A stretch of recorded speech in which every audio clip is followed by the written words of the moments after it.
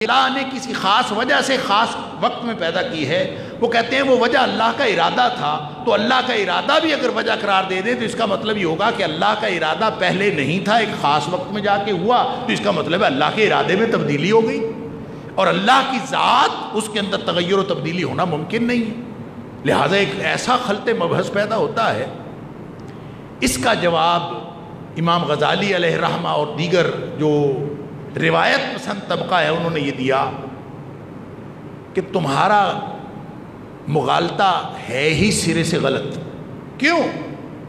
اس لیے کہ وقت بھی، زمان بھی، مکان بھی، جگہ بھی یہ اس وقت پیدا ہوئے ہیں نا جب کائنات پیدا ہوئی ہے۔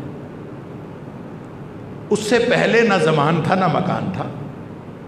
جب کائنات پیدا ہونے سے پہلے زمان تھا ہی نہیں یا زمان کا تصور تھا ہی نہیں، تو پھر آپ یہ کیسے کہہ سکتے ہیں کہ اللہ نے ایک خاص وقت میں کائنات پیدا کی؟ جب اللہ نے کائنات پیدا کی تو وقت پیدا ہوا، جب اللہ نے کائنات پیدا کی تو وقت پیدا ہوا، لہٰذا اس سے پہلے کے وقت کا آپ تصور ہی نہیں کر سکتے۔ تو ہم یہ بحث ہی غلط ہے، یہ مغالطہ ہی فضول ہے کہ ہم اللہ تعالیٰ کے ارادے پر کوئی پابندی عائد کریں کہ جناب فلاں وقت میں پیدا ہوئی اور فلاں۔ ان اللہ علی کل شیء قدیر، اللہ ہر چیز پر قدرت رکھنے والا ہے۔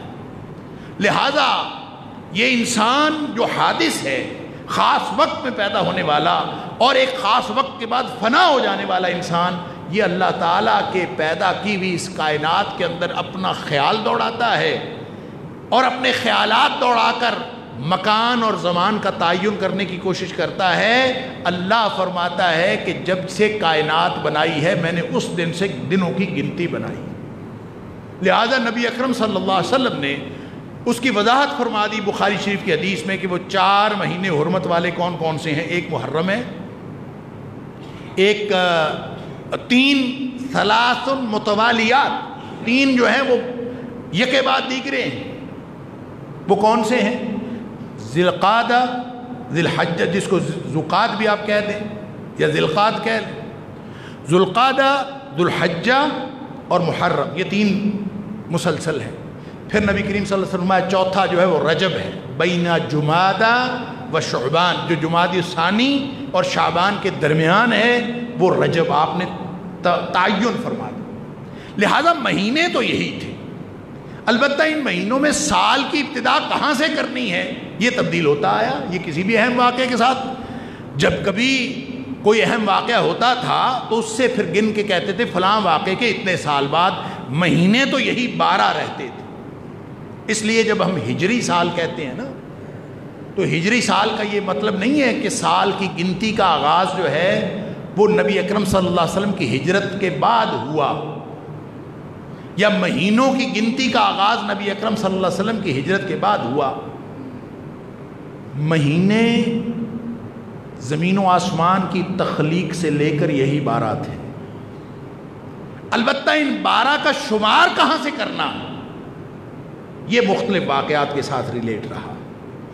اس کو عمر فاروق رضی اللہ تعالیٰ عنہ نے صحابہ کرام کے مشورے سے، کہ پہلے عام الفیل چل رہا تھا، ہم دیکھتے ہیں کہ نبی اکرم صلی اللہ علیہ وسلم کی جو ولادت باسعادت ہے اور ولادت مبارک ہے، ہم جب اس کی بات کرتے ہیں تو ہم کہتے ہیں کہ پہلے عام الفیل میں نبی اکرم صلی اللہ علیہ وسلم کی ولادت ہوئی۔ اور پہلے عام الفیل کا کیا مطلب ہے؟ جس سال ہاتھی والا واقعہ ہوا تھا، فیل والا واقعہ ہوا تھا، اس کو اب پہلے یہ چل رہا تھا۔ اب ظاہر ہے ہجرت ایک بہت بڑا واقعہ تھا، لہٰذا اب جب ہجری سال کہتے ہیں تو سالوں کی گنتی کے اعتبار سے یہ ہجری سال بنتا ہے، البتہ جب مہینوں کی گنتی کے اعتبار سے ہم دیکھتے ہیں تو یہ اس وقت سے ہے، اور مہینوں کی بناوٹ، مہینوں کی ساخت، مہینوں کی گردش یہ اس وقت سے ہے جب سے اللہ نے زمین و آسمان کو پیدا کیا۔ اب آئیے اس مہینے کی فضیلت کی طرف۔ اس مہینے کو نبی اکرم صلی اللہ علیہ وسلم نے بڑا فضیلت والا قرار دیا۔ آپ نے فرمایا، ایک حدیث کے اندر آتا ہے کہ نبی اکرم صلی اللہ علیہ وسلم فرمایا رمضان کے بعد افضل الصیام بعد رمضان، رمضان کے بعد جو سب سے زیادہ افضل روزے ہیں وہ محرم الحرام کے روزے۔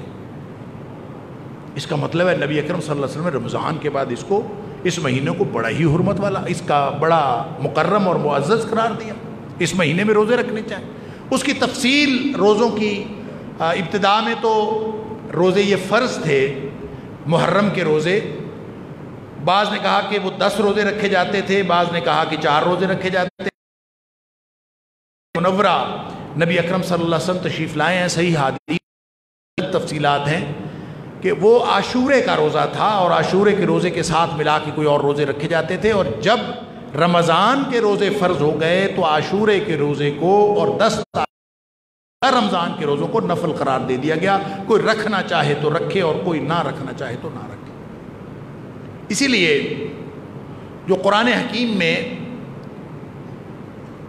سورہ بقرہ کے اندر جہاں روزوں کا ذکر ہے، یا ایھا الذین آمنوا کتب علیکم الصیام کما کتب علی الذین تتقون، اس آیت سے جو اگلی آیت ہے اس میں اللہ تعالیٰ نے اجازت دی ہے کہ جو شخص رکھ سکے وہ رکھے، اور جو فدیہ دینا چاہے وہ فدیہ دے دے۔ جو استطاعت رکھتا ہو تو وہ اگر اس کے پاس مالی استطاعت ہے تو فدیہ دے دے۔ وہ فدیہ رمضان کے روزوں کے بارے میں نہیں ہے، وہ جو ابتدائی آیت میں فدیے کی بات ہوئی اور اگلی آیت میں فرمایا فمن شاہد منکم الشہر فلیصمہ، جو اس مہینے کو پالے وہ لازماً روزہ رکھے، گویا وہ بات ختم ہو گئی۔ اس کے بارے میں بعض مفسرین کا خیال یہ تھا کہ وہ پچھلے روزے جو تھے پہلے یہ سہولت دی گئی فدیہ دینے کی، بعد میں یہ سہولت ختم کر لی گئی، حالانکہ اس میں جو جن روزوں کا ذکر ہے وہ عاشورے کے روزے اور محرم کے روزے ہیں، اور جو اگلی آیت میں جن روزوں کا ذکر ہے یہ رمضان کے روزے۔ لہذا رمضان کے روزے جب فرض ہو گئے ہیں تو کوئی فدیے کی بات نہیں، کوئی شخص فدیہ نہیں دے سکتا۔ ایک کلیئر کٹ حکم ہے کہ فمن شاہد منکم الشہر فلیصمہ، جو تم میں سے اس مہینے کو پائے وہ لازماً روزے رکھے۔ البتہ محرم کے اندر روزوں کا ذکر ملتا ہے، روزے رکھتے تھے صحابہ کرام، وہ فرض تھے یا نفل تھے؟ رمضان آنے کے بعد تو نفل ہو گئے، اس سے پہلے ضروری قرار دیے گئے تھے۔ پھر مدینہ منورہ نبی کریم صلی اللہ علیہ وسلم تشریف لائے ہیں تو پتہ چلا کہ یہودی بھی روزہ رکھتے ہیں 10 تاریخ کا۔ بھائی کیوں رکھتے ہیں؟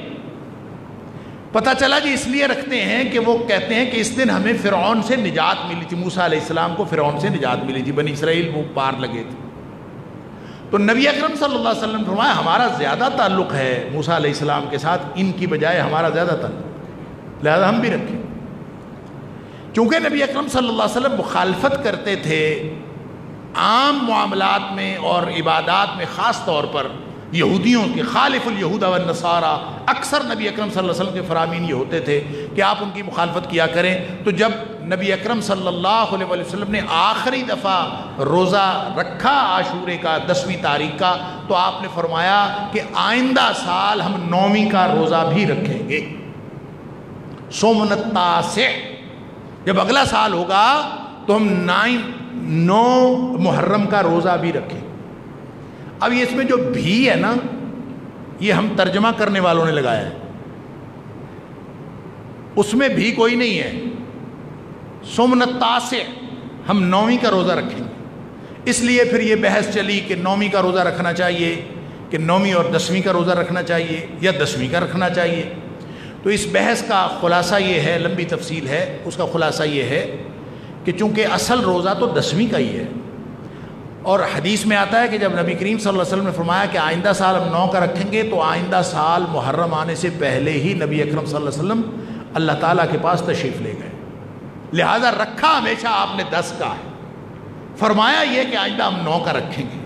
تو یا تو اس کو 9 کا بھی رکھ لیں، بھی لگا لیں ترجمے میں، اور 9 اور 10 دونوں کا رکھ لیں۔ ایک نقطہ نظر یہ ہے، ایک نقطہ نظر یہ ہے کہ 10 کا نہ رکھیں، صرف 9 کا رکھیں۔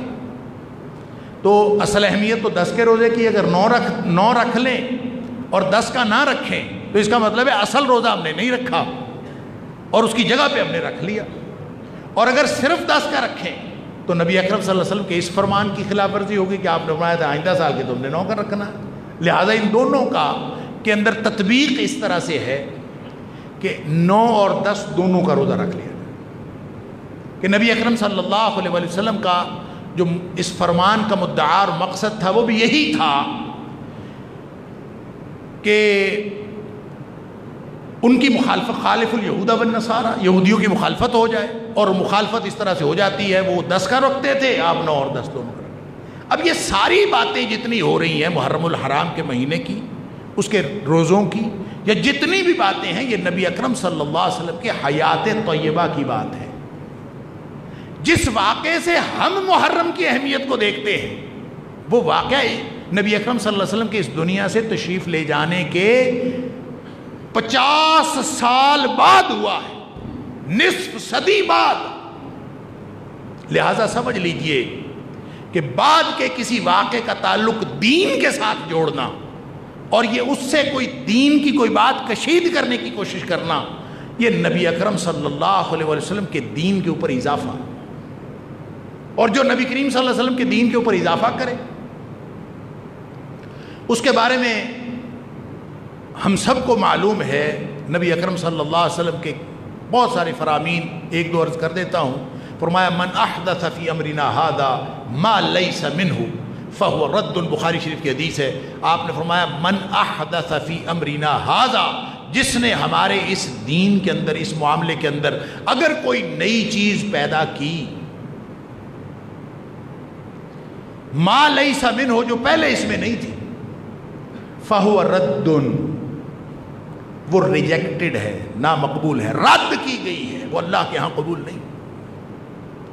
یا پھر آپ نے فرمایا من عامل عملا، جس نے ایک بھی کام ایسا کیا، لیس علیہ امرنا، اس کے اوپر ہماری مہر نہیں ہے، ہمارا حکم کوئی نہیں ہے، ہم نے نہیں حکم دیا، پتہ نہیں کہاں سے لیا،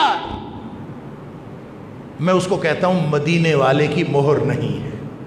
لہذا ہر کام پہ دیکھا کریں کہ مہر مدینے والے کی ہے کہ نہیں ہے۔ اللہ اکبر، مدینے والے کی مہر ہو تو وہ کام چلتا ہے، وہ اللہ کے دربار میں اس کام کی اہمیت ہے۔ مدینے والے کی مہر نہ ہو نہیں چلتا۔ جتنا مرضی یہ ہمارے جو کرنسی نوٹ ہیں، ان کو کون جاری کرتا ہے؟ اسٹیٹ بینک آف پاکستان جاری کرتا۔ اگر کوئی بندہ خود سے چھاپ لے کسی پرنٹنگ پریس پہ اسی طرح کا نوٹ، وہ چلتا ہے؟ نہیں چلتا۔ آپ باب قائد اعظم کی تصویر جو اس کے اوپر لگی ہوئی ہے، اس کی بجائے کسی اور کی لگا لیں، اپنے والد صاحب کی لگا لیں، نوٹ چلے گا؟ سوال ہی پیدا نہیں ہوتا۔ جس ملک میں اسٹیٹ بینک کے جاری کی ہوئے نوٹ کے علاوہ کوئی اور نوٹ نہیں چل سکتا، اللہ اکبر، کسی بھی ملک میں۔ اب ظاہر ہے یہ نوٹ آپ لے کے چلے جائیں کسی اور ملک میں، وہاں کہیں کہ ہم نے یہ نوٹ چلا، اصلی ہے جی، وہ کہیں گے ہے اصلی، ہمارا نہیں ہوگا اصلی، کسی اور کا ہے، ہمارا نہیں۔ اللہ اکبر۔ جس ملک میں کرنسی نوٹ جعلی نہیں چل سکتا، وہاں دین کے سارے کام اپنی مرضی سے ہو رہے ہیں، کوئی نہیں دیکھتا کہ مدینے والے کی مہر ہے کہ نہیں۔ مدینے والے کی مہر کی کوئی بات کرے، عجیب سی بات لگتی ہے، یہ کیا بات کرتے ہیں؟ نبی اکرم صلی اللہ علیہ وسلم کی مہر نہیں ہے، آپ اس کو دین کا کام کیسے کہتے ہیں؟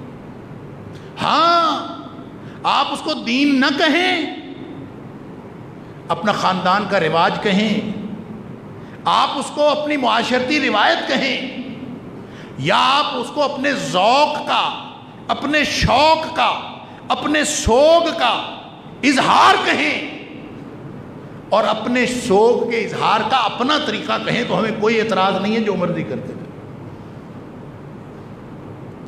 دین کہیں گے تو ہم مہر مانگیں گے مدینے والے کی۔ اللہ کے دربار میں کوئی اور سکہ نہیں چلتا، وہی سکہ چلتا ہے نبی اکرم صلی اللہ علیہ وسلم کی مہر کی۔ البتہ اگر سوگ منانا ہے تو کیا محرم میں صرف ایک واقعہ حضرت حسین رضی اللہ تعالیٰ کی شہادت کا ہوا ہے بس؟ یکم محرم الحرام، آج کا دن اس ہستی کی شہادت کا دن ہے کہ جس کو آج بھی دنیا یاد کرتی. اللہ اکبر. میں ابھی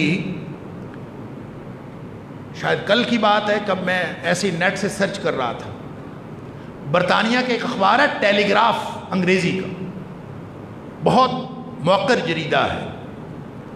اس اخبار نے ایک آرٹیکل شائع کیا ہوا تھا، ایسے میری نظر سے گزرا.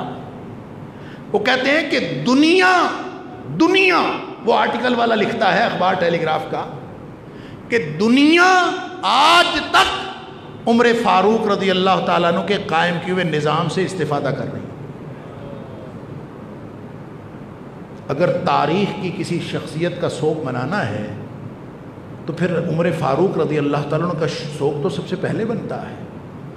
تاریخ بھی پہلے آئی اور نبی اکرم صلی اللہ علیہ وآلہ وسلم، دیکھیں حضرت حسین رضی اللہ تعالیٰ عنہ ہوں یا حضرت حسن رضی اللہ تعالیٰ عنہ ہوں، نبی اکرم صلی اللہ علیہ وسلم کے نواسے ہیں. آپ کی آنکھوں کی ٹھنڈک ہیں، ہماری آنکھوں کا سرما ہے. نبی اکرم صلی اللہ علیہ وآلہ وسلم نے ان سے محبت کی. حسنین کریمین کی محبت ہمارے ایمان کا حصہ ہے، بلکہ عین ایمان ہے. ہم بھی ان کے ساتھ اسی طرح محبت رکھتے ہیں، محبت رکھنے کی کوشش کرتے ہیں جس طرح نبی اکرم صلی اللہ علیہ وسلم نے ان کے ساتھ محبت رکھنے کا حکم فرمایا. لیکن نبی اکرم صلی اللہ علیہ وسلم نے یہ نہیں فرمایا کہ میرے بعد اگر کوئی نبی ہوتا تو حسین ہوتا. آپ نے یہ نہیں فرمایا میرے بعد کوئی نبی ہوتا تو حسن ہوتا. آپ نے فرمایا میرے بعد نبی ہوتا تو عمر ہوتا. لو کان نبی بعدی، میرے بعد اگر کوئی نبی ہوتا اس دھرتی پہ، اللہ اکبر، وہ عمر فاروق رضی اللہ تعالیٰ عنہ ہوتے. اب یہ نبی اکرم صلی اللہ، یہ مرتبہ ہے، یہ مقام ہے. اور آدھی دنیا کا حکمران، اس نے صرف یہ نہیں کیا. دیکھیں فضیلت علی رضی اللہ تعالیٰ عنہ کی بھی بہت ہے. حضرت علی رضی اللہ تعالیٰ عنہ بہت بڑی فضیلت والے، وہ بھی ان کی محبت بھی ہمارے ایمان کا حصہ ہے. لیکن نمبر وہ ہیں جو نبی اکرم صلی اللہ علیہ وسلم نے لگائے. نمبر ہم اپنی مرضی سے نہیں لگا. کتنی احادیث نبی کریم صلی اللہ علیہ وسلم ایک باغ میں تشریف فرما ہے، دروازہ نوک ہوا، آپ نے فرمایا کھولو. ابو موسیٰ اشعری رضی اللہ تعالیٰ غالباً اس حدیث کے راوی ہیں. آپ نے فرمایا دروازہ کھولو اور جو آیا ہے اس کو جنت کی بشارت دے دو. ابو موسیٰ اشعری رضی اللہ تعالیٰ فرماتے ہیں میں نے دروازہ کھولا، ابو بکر صدیق تھے رضی اللہ تعالیٰ. تھوڑی دیر بعد پھر نوک ہوا دروازہ، فرمایا دروازہ کھولو، جو آیا ہے اس کو ابشرہ بالجنہ، اس کو جنت کی بشارت دے دو. فرماتے ہیں میں نے جا کے کھولا دروازہ، عمر فاروق رضی اللہ. اللہ اکبر. تیسری دفعہ پھر دروازہ ناک ہوا، فرمایا جا کے کھولو، جو آیا ہے اس کو جنت کی بشارت دے دو. حضرت ابو موسیٰ اشعری رضی اللہ عنہ فرماتے ہیں میں نے تیسری دفعہ کھولا تو عثمان بن عفان رضی اللہ عنہ. یہ نمبر کس نے لگائے؟ یہ نمبر خود علی مرتضیٰ رضی اللہ تعالیٰ عنہ فرماتے ہیں خیر الناس بعد نبی اللہ، اللہ کے نبی کے بعد دنیا میں اگر کوئی سارے لوگوں سے اور سارے امتیوں سے کوئی بہترین ہے، خیر الناس بعد النبیین یا بعد نبی اللہ، اللہ کے نبیوں کے بعد اور سارے جتنے بھی انبیاء گزرے ہیں اور نبی اکرم صلی اللہ علیہ وسلم کے بعد جو امت میں سب سے اعلیٰ ہے، فرمایا ابو بکر، خیر الناس ابو بکر وبعد ابی بکر، فرمایا اور ابو بکر کے بعد عمر بن الخطاب، پھر عمر فاروق رضی اللہ تعالیٰ. یہ نمبر. اب عمر فاروق رضی اللہ تعالیٰ عنہ، چاہے نبی اکرم صلی اللہ علیہ وآلہ وسلم نے یہ بات ابو بکر کے بارے میں بھی نہیں ارشاد فرمائی کہ میرے بعد اگر کوئی نبی ہوتا تو ابو بکر ہوتے، یہ نہیں فرمایا. لیکن پہلا نمبر ابو بکر کا ہے، عمر کا نہیں. کیوں؟ نمبر لگانے والے نے لگا دیے. اس نے پہلے نمبر پہ ابو بکر کو رکھا. ہم عمر کو پہلے نمبر پہ نہیں رکھ سکتے. عمر کہتے ہیں میری بڑی کوشش ہوتی تھی کہ میں ابو بکر سے آگے بڑھ جاؤں. مسابقت ہے نا, نیکی میں آگے بڑھنا ہے. فرمایا میری بڑی کوشش ہوتی تھی, میں لگا رہتا تھا کہ کوئی موقع ہو میں ابو بکر سے آگے بڑھوں. اللہ اکبر. کیوں؟ قرآن کا حکم ہے کہ جنت کی طرف آگے بڑھو, ایک دوسرے سے مقابلہ کرو, آگے سے آگے بڑھو. فرماتے میں ہمیشہ کوشش کرتا تھا. اللہ اکبر. کہتے ہیں کہ جب جیش العسرہ کا موقع آیا, غزوہ تبوک کا, تو میں نے سوچا کہ آج تو میں ابو بکر سے آگے بڑھ جاؤں گا. کیوں؟ اس لیے کہ جتنا چندہ میں نے دے دینا ہے نا, ابو بکر کے پاس تو اتنا مال ہی نہیں, اتنا کچھ ابو بکر کے پاس ہے ہی نہیں. لہذا عمر فاروق رضی اللہ تعالیٰ عنہ, ابو داؤد کی حدیث ہے, حضرت عمر فاروق رضی اللہ تعالیٰ عنہ فرماتے ہیں میں نے اپنے سارے گھر کا مال آدھا کیا اور پورا نصف کر کے نا آدھا میں نے لا کے نبی اکرم صلی اللہ علیہ وسلم کو چندے میں دے دیا, اور میں نے حساب لگا لیا کہ صدیق اکبر کے پاس تو اتنا ہے ہی نہیں, لہذا آج میں اس سے آگے بڑھ جاؤں. لیکن صدیق اکبر نے کیا کیا؟ گھر میں جو کچھ تھا سارا لا کے نبی کریم صلی اللہ علیہ وسلم نے. اللہ اکبر. جب وہاں پہ حساب ہونے لگا کس کا کتنا چندہ بتاؤ, کس نے کتنا چندہ دیا, عمر فاروق رضی اللہ تعالیٰ عنہ فرماتے ہیں اللہ کے رسول صلی اللہ علیہ وسلم یہ میرا چندہ ہے, آدھا مال میں نے دے دیا ہے, اپنے گھر کا آدھا مال. ادھر دیکھا ابو بکر کا مال تو تھوڑا تھا. ابو بکر, اب ظاہر ہے گھر کے حالات تو سب جانتے ہیں. ابو بکر, ما بقیت لأہلک, تو نے اپنے گھر والوں کے لیے کیا چھوڑا ہے؟ کہتے ہیں ابقیت لہم اللہ ورسولہ, میں اپنے گھر والوں کے لیے اللہ اور اس کا رسول چھوڑ آیا ہوں گھر, سارا کچھ ہی لے. عمر فاروق رضی اللہ تعالیٰ فرماتے میں حیران رہ گیا.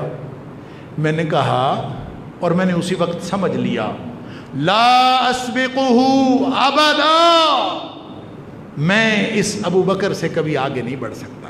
یہ نمبر اللہ کے حکم سے نبی اکرم صلی اللہ علیہ وسلم نے. حضرت عبداللہ بن عمر رضی اللہ تعالیٰ عنہ فرماتے ہیں ہم نبی اکرم صلی اللہ علیہ وسلم کے دور میں بھی, آپ کی حیات طیبہ میں بھی یہ باتیں کیا کرتے تھے. ابن ماجہ کی روایت ہے, ہم یہ باتیں کیا کرتے تھے کہ نبی کریم صلی اللہ علیہ وسلم کے بعد کون افضل ہے, ہم یہ باتیں کیا کرتے تھے. اور کہتے ہیں ہم کہا کرتے تھے کہ سب سے افضل نبی اکرم صلی اللہ علیہ وسلم کے بعد ابو بکر ہے, اس کے بعد عمر ہے, اس کے بعد عثمان ہے. وہ کہتے ہیں ہم یہ کہا کرتے تھے, اور یہ بہت دفعہ یہ ہماری بات نبی اکرم صلی اللہ علیہ وسلم سن بھی لیتے تھے, اور آپ سن کے کبھی آپ نے اس کے خلاف کوئی بات نہیں کہی, آپ نے ہمیشہ گویا اس پر خاموشی اختیار کی. اس کا مطلب نبی اکرم صلی اللہ علیہ وسلم نے یہ نمبرنگ خود کی تھی. کہنے کی بات یہ ہے کہ اگر سوگ منانا ہو, اگر دن منانے ہوں, اگر کوئی اپنا معاشرت قائم کرنی ہو, اگر کوئی رواج قائم کرنا ہو, اگر کوئی اپنے مشاہیر کو زندہ رکھنے کے لیے, ان کے کارناموں کو زندہ رکھنے کے لیے دن منانے کا جواز ثابت ہوتا ہو, تو پھر سب سے پہلے عمر فاروق رضی اللہ تعالیٰ عنہ, جو اسلامی سال کا بھی آغاز ہے, محرم الحرام کا بھی آغاز ہے, منائیں سارے دل. حضرت حسن کا دن بھی منائیں, حضرت علی مرتضیٰ رضی اللہ تعالیٰ عنہ کا دن بھی منائیں, حضرت حسین رضی اللہ تعالیٰ عنہ کی شہادت کا سوگ بھی منائیں. تو کیا خیال ہے جب 22 لاکھ مربع میل کا اکیلا حکمران, اللہ اکبر, وہ جب 3 دن زندہ رہا ہے نا, اس کو فکر ہے تو صرف فکر ہے تو امت کی فکر ہے. وہ 3 دن 28 ذی الحج کو حضرت عمر فاروق رضی اللہ تعالیٰ عنہ کو جب ابو لولو فیروز مجوسی نے ان پر حملہ کیا ہے تو اس دن 28 ذی الحج تھا. اور یہ کوئی ایسی سعادت حاصل ہوئی ہے کہ مسجد نبوی کے محراب میں, سبحان اللہ, بلکہ کہنا چاہیے محراب النبی میں, اور عین فجر کے وقت پہلا دہشت گرد اسلامی تاریخ کا جس نے مسجد کے اندر آ کے دہشت گردی کا حملہ کیا وہ ابو لولو فیروز مجوسی ہے. اللہ اکبر. صحابہ کرام کہتے ہیں کہ یہ عمر عجیب شخصیت تھی کہ یہ دعائیں کیا کرتا تھا, اللہم انی اسألک شہادۃ فی سبیلک वफ़ातन फ़ी बलद रसूलिक, अल्लाह मैं तेरे रस्ते में शहादत की तमन्ना करता हूँ, शहादत का सवाल करता हूँ कि मुझे तेरे रस्ते में शहादत नसीब। वफ़ातन फ़ी बलद रसूलिक, और तेरे नबी के शहर में अपनी मौत की का सवाल करता हूँ। सहाबा कहते हैं हम हैरान होते थे कि ये कैसी मुतज़ाद दुआएं करता। अगर ये शहीद हुआ तो महाज़े जंग पे होगा, फिर मदीने में कैसे होगा, नबी के शहर में कैसे होगा। और अगर ये मदीना में फौत हुआ, नबी अकरम सल्लल्लाहु अलैहि वसल्लम के शहर में फौत हुआ, तो फिर शहीद नहीं होगा। वो कहते हैं हम कहते थे दुआएं मुतज़ाद हैं, इसके अंदर तो कंट्राडिक्शन है। वो कहते हैं जब शहीद हुए हज़रत उमर फ़ारूक रज़ी अल्लाह ताला तो हम हैरान रह गए, ये बज़ाहिर मुतज़ाद नज़र आने वाली दुआ भी अल्लाह ने उनकी कबूल फरमाई। क्यों ना कबूल करता। उमर फ़ारूक रज़ी अल्लाह ताला ख़याल का इजहार फरमाते थे, अल्लाह कुरान बना के नाजिल कर देता। अल्लाहु अकबर। बुखारी और मुस्लिम में 3 मुकामात का जिक्र है कि पहले राय उमर फ़ारूक रज़ी अल्लाह ताला अन्हु की आई और अल्लाह करीम ने उसके मुताबिक कुरान नाजिल फरमाया। और जलालुद्दीन सुयूती रहमतुल्लाह अलैह लिखते हैं तारीख़ुल खुलफ़ा के अंदर कि कुरान हकीम में 21 मकामात ऐसे हैं कि उमर फ़ारूक रज़ी अल्लाह ताला की राय पहले आई, अल्लाह ने कुरान बना के बाद में नाज़िल किया। तो उसकी दुआ क्यों ना कबूल होती। तो कहने की बात यह है कि हम मशाहिर के दिन मनाना चाहते हैं तो मनाएं, फिर उमर फ़ारूक रज़ी अल्लाह ताला अन्हु का दिन भी मनाएं। अभी 18 ज़िलहज को शहादत उस्मानी का दिन गुजरा है, वो भी मनाएं।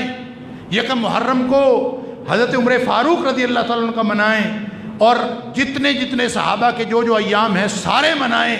हज़रत हुसैन और हज़रत हसन तो हमारे ईमान का हिस्सा है, सारे सहाबा किराम हमारे, उनकी मोहब्बत हमारे ईमान का हिस्सा है। लिहाजा सिर्फ़ अहले बैत को बाकी सहाबा किराम से जुदा करके सिर्फ़ हज़रत हुसैन रज़ी अल्लाह ताला अन्हु के दिन को मनाना और पूरे मुहर्रम को सिर्फ़ हज़रत हुसैन रज़ी अल्लाह ताला अन्हु के हवाले से याद करना, ये जुल्म है। अल्लाह करीम ने यही तो फरमाया है, फ़ला तज़लिमू अनफुसकुम फ़ीहिन्ना, अपनी जानों पर इन महीनों के अंदर जुल्म ना करो। और हम ये जुल्म का इर्तिकाब कर रहे हैं। अगर आपने दीन को लेना है तो मदीने वाले की मोहर को देखें, अगर आपने मुआशरत को लेना है या रिवाज को लेना है तो सारे सहाबा किराम को उनके दर्जात के मुताबिक देखें। अल्लाह ताला हम सबको सहाबा किराम की मोहब्बत नसीब फरमाए, अहले बैत किराम की मोहब्बत नसीब फरमाए, नबी अकरम सल्लल्लाहु अलैहि वसल्लम की खालिस मोहब्बत नसीब फरमाए। और अल्लाह ताला हम सबको मदीने वाले का उस तरह का ग़ुलाम बना ले जिस तरह का अल्लाह को पसंद है। व आखिर दावाना अल्हम्दुलिल्लाहि रब्बिल आलमीन।